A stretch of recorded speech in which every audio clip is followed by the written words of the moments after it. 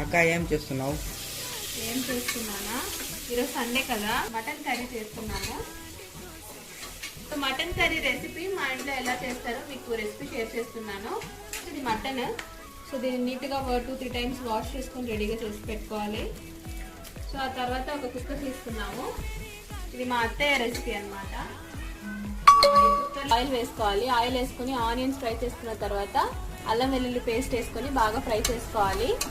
Coconut and పచ్చిమిర్చి ఇంకా పెప్పరా, coconut, పచ్చిమిర్చి ఇంకా పెప్పర్ పేస్ట్ అనమాట ఇది. సో ఇలా చేసి పెట్టుకున్నాము. ఆనియన్స్ ఫ్రై అయిన తర్వాత జింజర్ గార్లిక్ పేస్ట్ వేసుకున్నాము. అది వేసిన తర్వాత అది బాగా ఫ్రై అయిన తర్వాత ఇప్పుడు మటన్ వేసుకున్నాము.